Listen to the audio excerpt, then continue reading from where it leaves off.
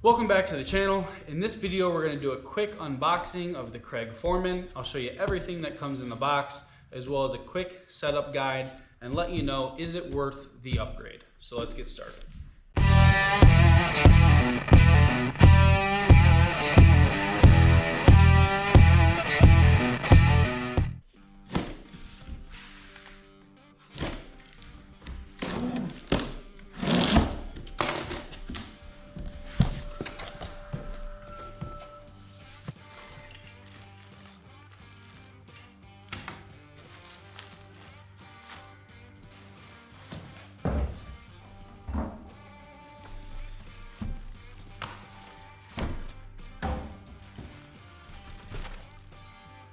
All right, so obviously it comes with the unit mostly assembled, which is very nice. Doesn't need us to put it together.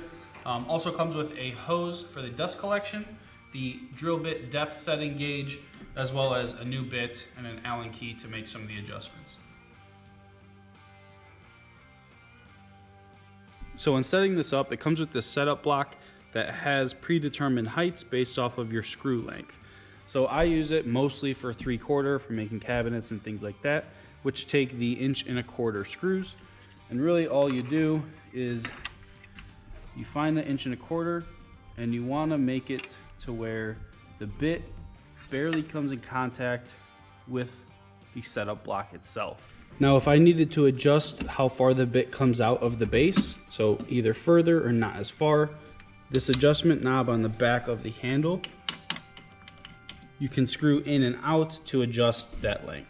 So this fence is also adjustable, and it comes predetermined for your 1/2 inch thick material, your 3/4 inch thick material, and your 1.5 inch thick material.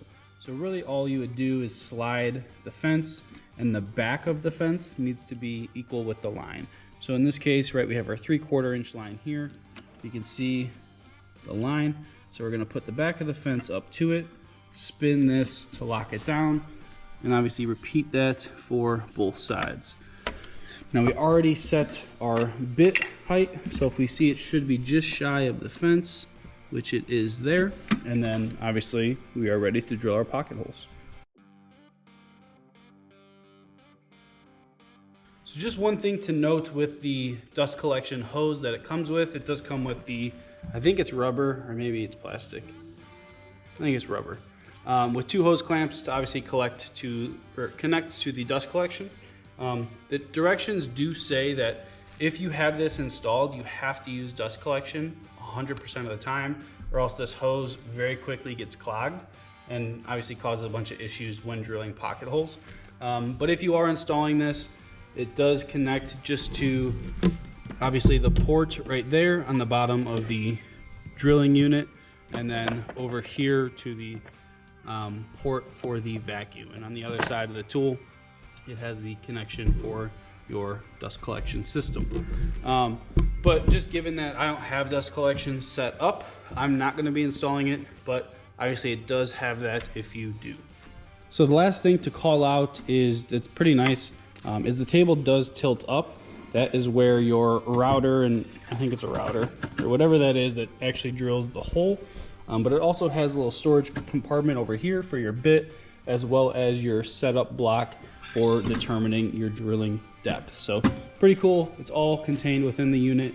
You're not, having to store pieces elsewhere and trying to find them when you need them. All right, I've been using the Kreg Foreman for about a month now since I unboxed it.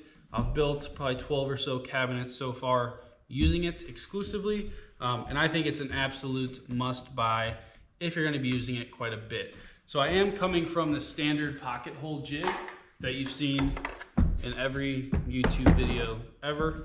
I've been using this one for about 3.5-ish years at least, and it does get the job done, so it is an alternative. However, I just use it so much. I know if you watch the channel at all, I've done a couple built-ins. The vanity I just got finished with, kitchen cabinets, bar, and I'm in the process of doing a full kitchen of custom cabinets right now, which is obviously reason for the upgrade in addition to the issues I've had with the other one.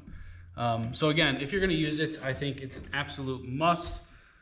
And the way I look at it, if you're on the fence, yes, it is the most expensive option. But again, in my mind, what I tell myself at least is if you have to buy a tool, if you're on the fence, if you have to buy a tool to get a project done, if it's going to make you more efficient, etc., just bite the bullet, buy the tool if you're going to use it, and you're going to be able to use it on future projects, because you're not going to save money now because you have to buy it.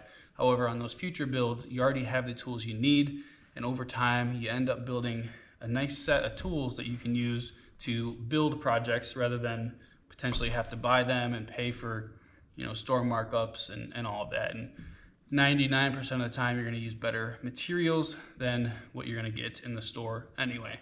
So again, that's my philosophy. Do what you want, but I think you should buy it. So that is going to do it on this video. Make sure you guys hit that like button if you enjoyed this review, and make sure you are subscribed. I have a ton of projects up my sleeve that'll be coming to the channel very, very soon. Thank you guys for watching. I appreciate it very much, and we'll see you next week.